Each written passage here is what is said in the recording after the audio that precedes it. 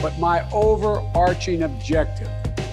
If we cannot make significant progress on racial equity, this country is doomed. This country is doomed. This country is doomed. This country is doomed. It is doomed, not just because of African Americans, but because by 2040, this country is going to be minority white European. Hear me? Hear me? Hear me? Minority white European. And you guys are going to have to start working more with Hispanics, who make up a larger portion of the population than y'all do, in terms of raw numbers.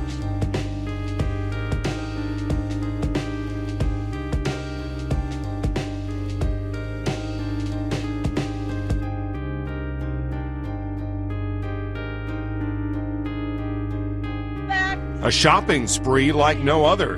Law enforcement agencies able to pick up free gear ranging from Humvees to jackets and other clothing. A government giveaway known as the 1033 program. As long as you could justify everything that you use, as long as they said, well, what are you going to use this for? You know, as long as you explain it, they were fine with it.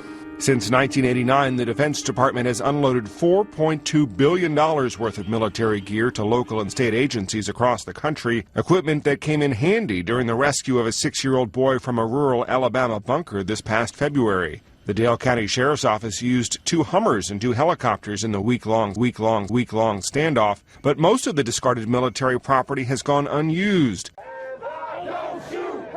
The images of unarmed demonstrators in Ferguson, Missouri in 2014 are hard to forget. Protesters upset over the killing of a black man by a white police officer, confronted by police suited up like soldiers in military gear, using armored vehicles, snipers, and tear gas. You will be subject to arrest. In its scathing report of the police response in Ferguson, the Department of Justice under the Obama White House concluded those paramilitary-style tactics didn't help matters. In fact, it escalated the standoff. Soon after, local police departments across the country were banned from using week-long standoff.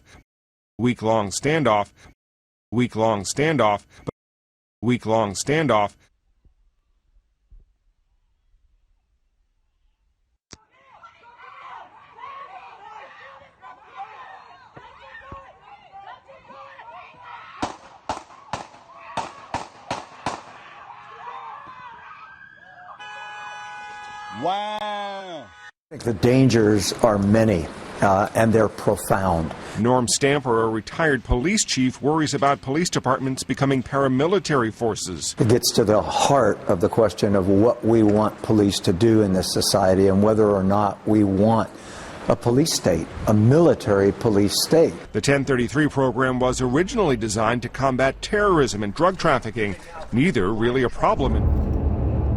What's going on, Black family? This is Super Mike 2164. Press the like button, press the share button. I want to get into this defund the police topic, and it's, hopefully this is going to be pretty quick, because the bottom line is the points that I want to get over to the people is this. Really and truly, the defund the police mindset goes in the right direction. Why does it go in the right direction and not the wrong direction? Police are an indication of bad. You know, it's almost like if you got a sore, then you're gonna have pus. Pus is trying to kill the germs in the sore, but the problem is the sore. And we want the sore to go down. We want the infection to go away. So we would have to, we would want to do things that allow us to defund the police. That's what we want. We don't want to justify the existence of large and enormous police forces. Just think about that. Now, the thing is, in the capitalist society, everybody wants money. Crime is money. So these people are eating off of debauchery, crime, confusion, lies, thievery. So even though crime is going down, you're going to get increases in police budgets. And if they don't have real legitimate crime to solve, because they don't fucking solve crime, you know, I mean, you know, they lie to us every week and every day with these police and cop shows. How many crimes and murders are literally solved? And, you know, come on, black folks. You got, you know, it's so funny. If you have murders in Chicago, you blame it on the residents. How you blame it on the residents?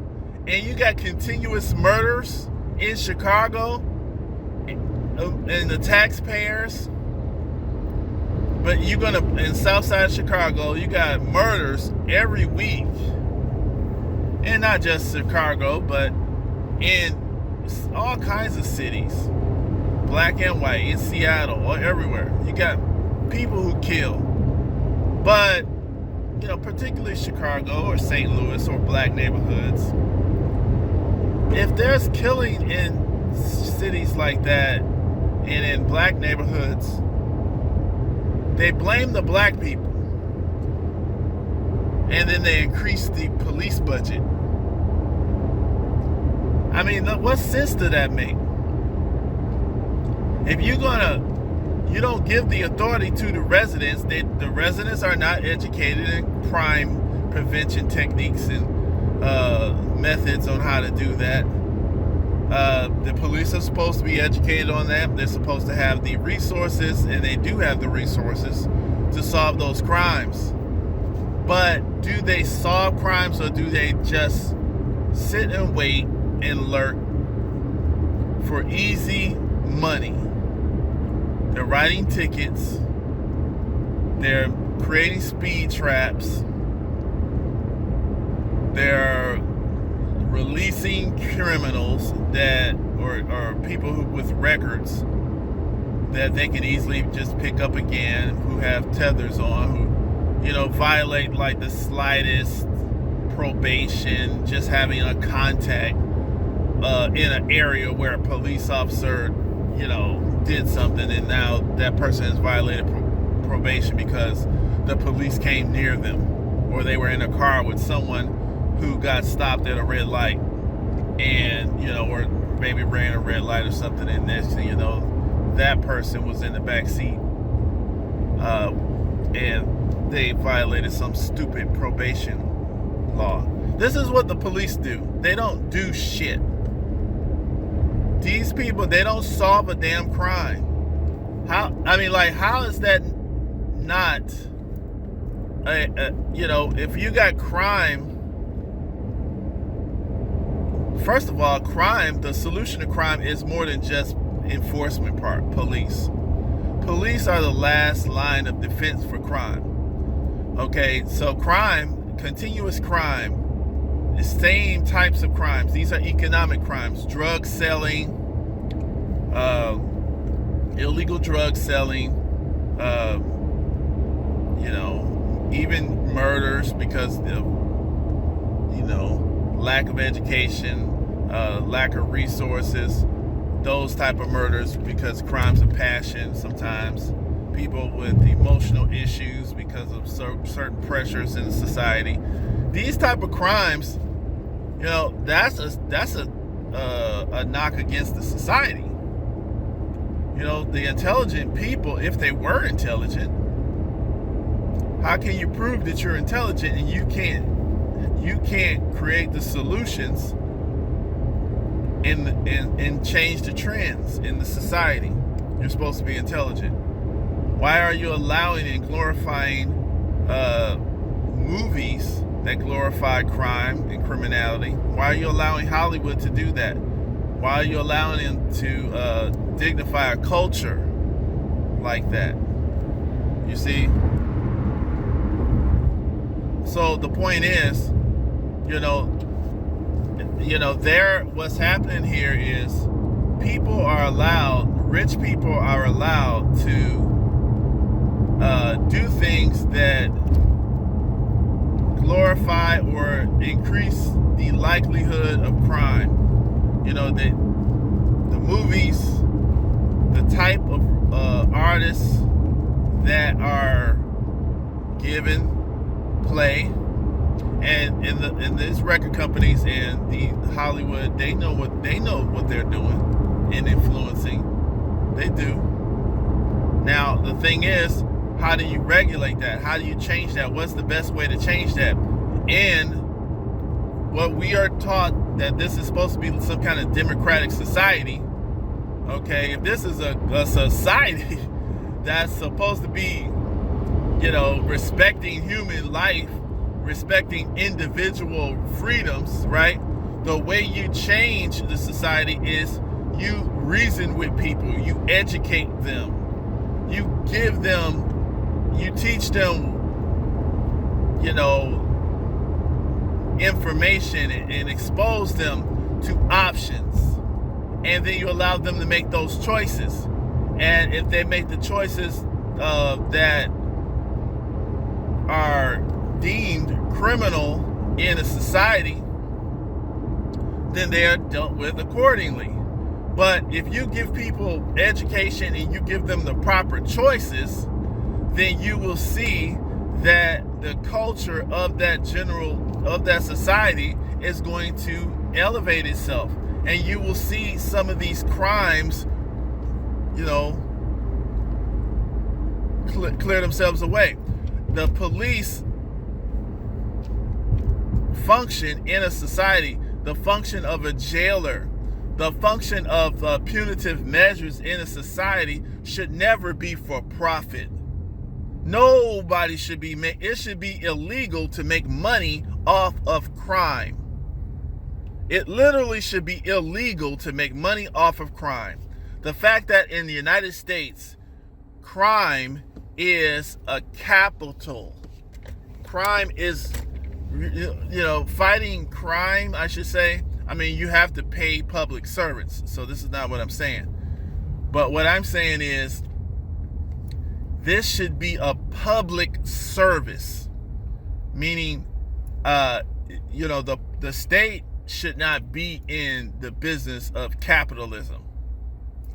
So you got people out here trying to run these speed traps.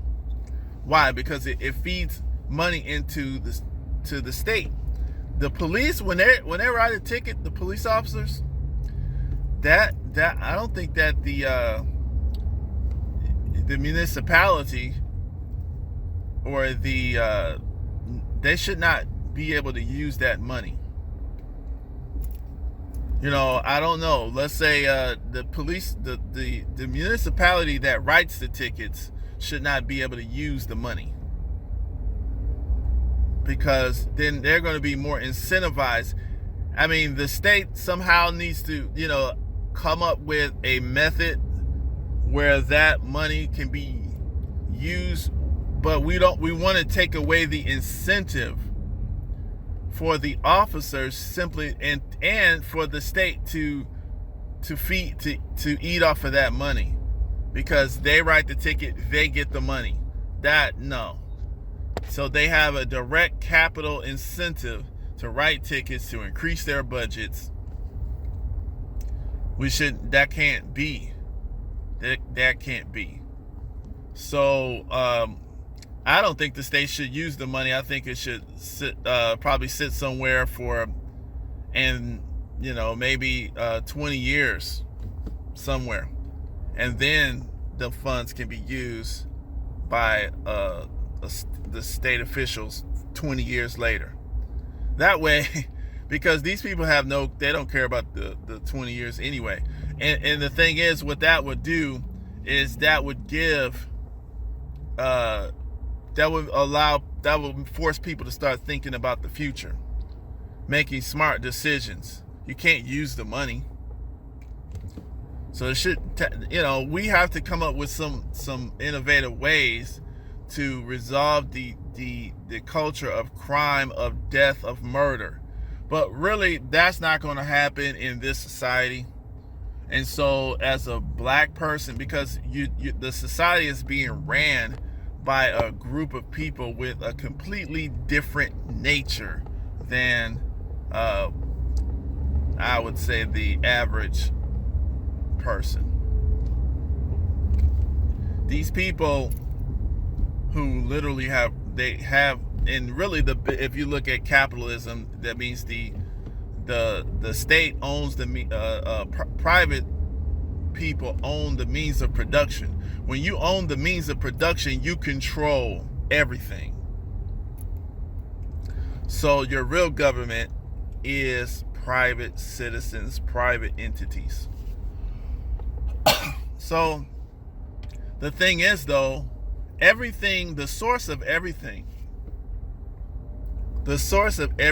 in a social order is the people, is the public, is the group is the sum total of people who are citizens.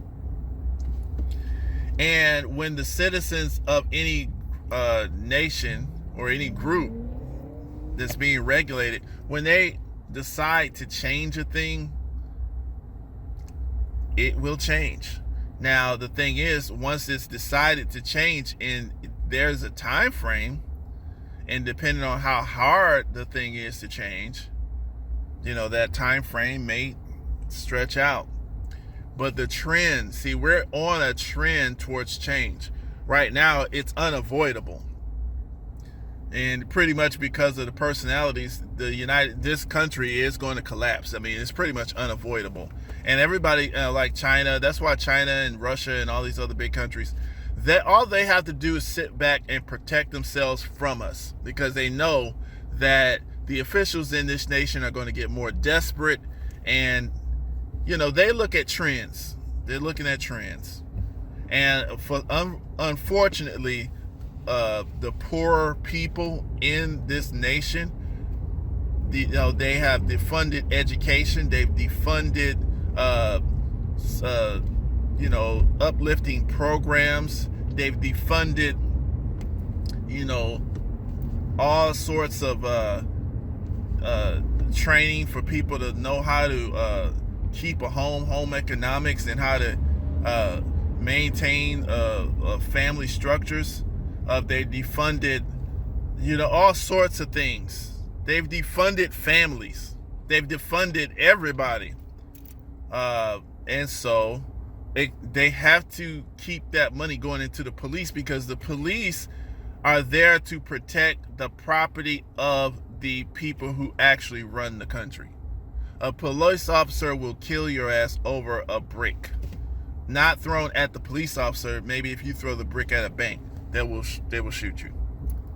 That lets you know your life, the citizen is not important. The citizen is not important. And another thing, the media is another tool. It is a hell of a tool. It is more deadly than the police. The media can trick you to death.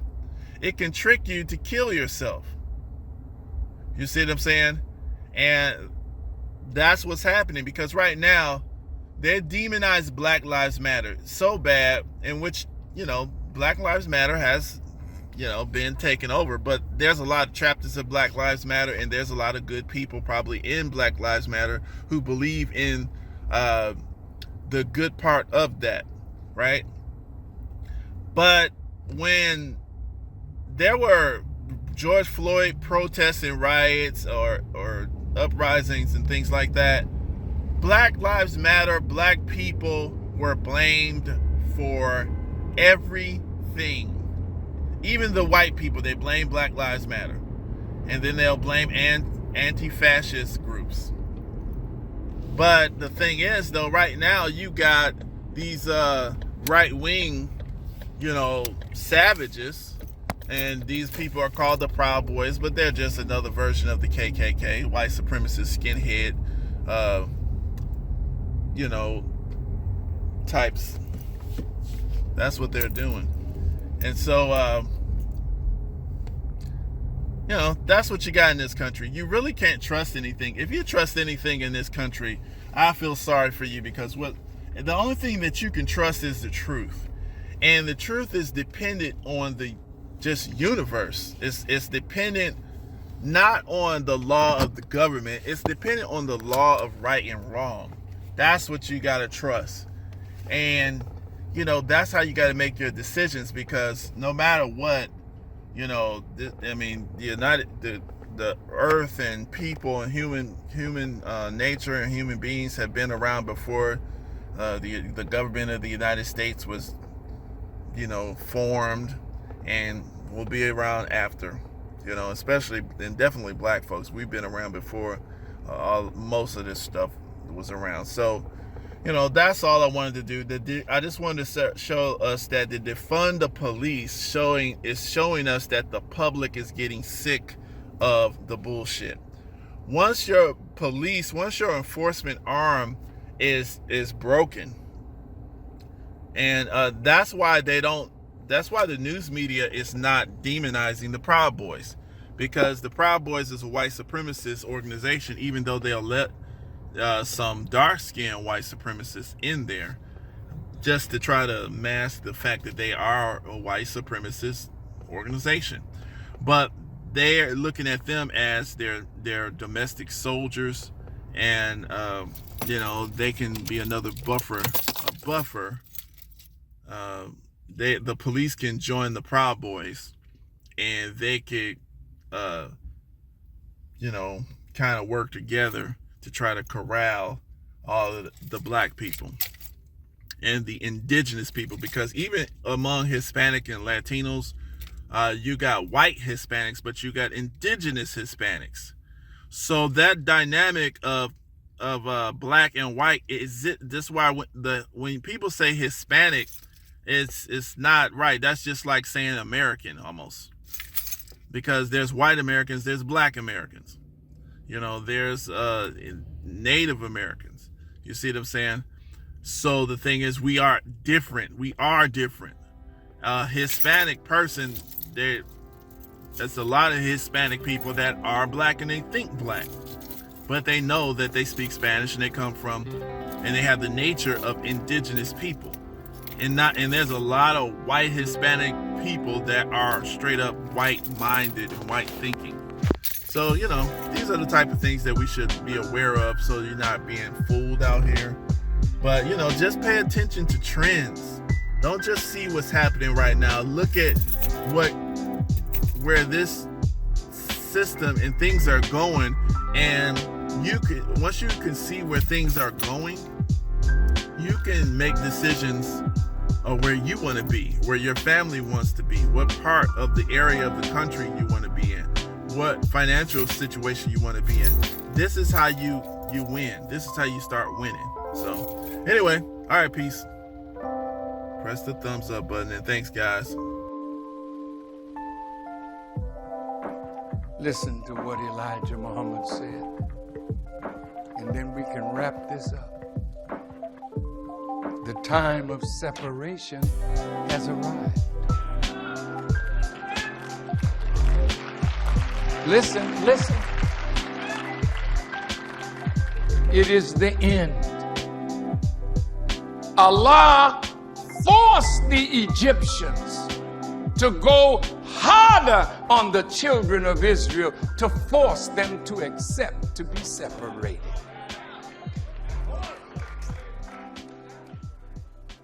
White folks are going to go harder on us, because you don't want to leave.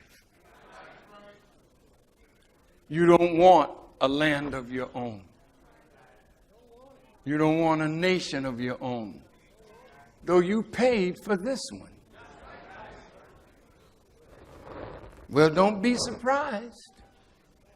God said he takes the kingdom from whom he pleases, and he gives it to whom he pleases. Now listen to this.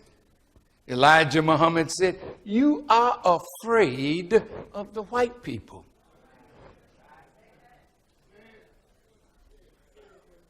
That's deep.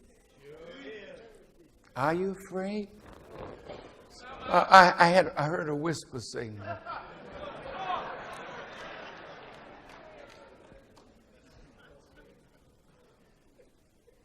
Elijah Muhammad said, the more humble you act to him, the more evil he does. Being peaceful does not bring peace from them. That's why he said in Philadelphia, it is now time that we meet him with what he comes to us with.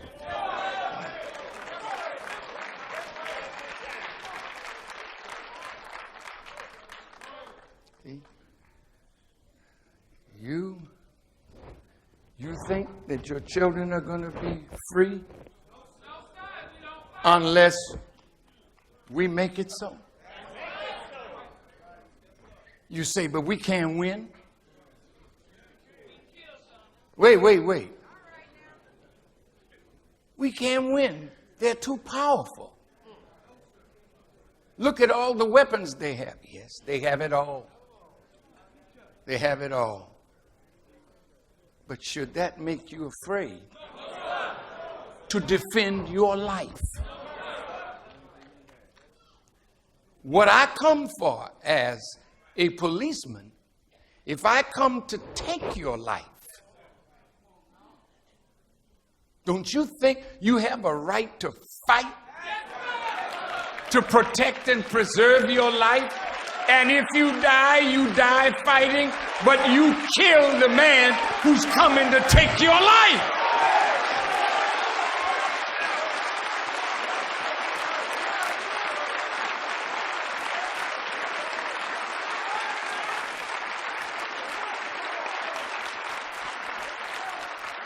Look. Listen to what he said. As Isaiah the prophet said, truth has failed.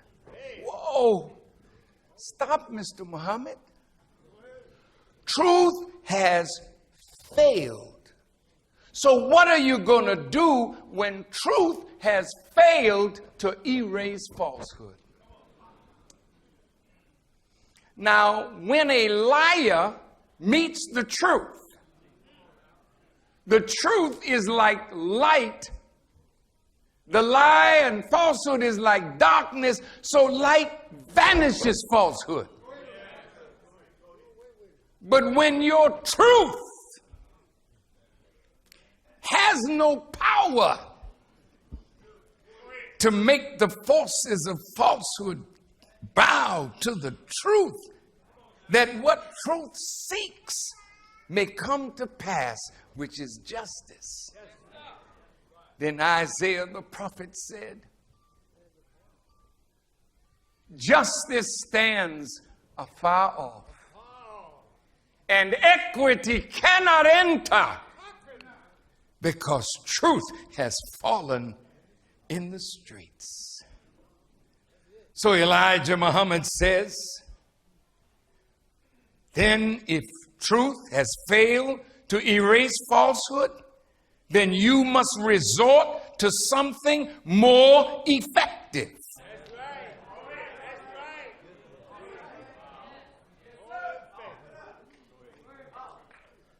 What is more effective?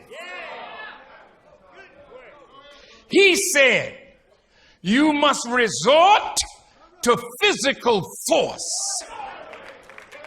Force it away, fight it away, destroy and get rid of it, because it is not persuaded by truth to do that which truth is asking.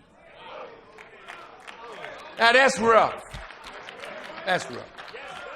Now I'm going to show you, with Allah's help, why we've come to that point. Some of the brothers and sisters from Ferguson are here, and we honor them.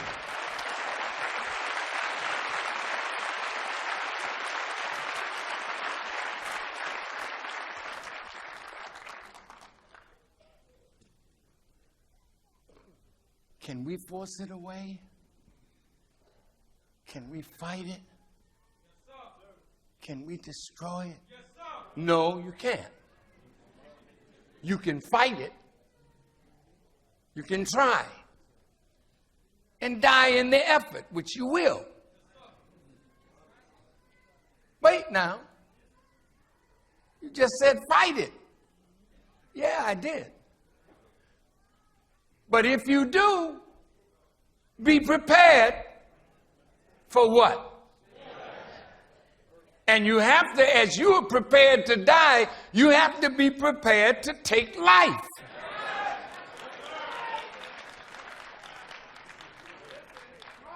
But stop a moment.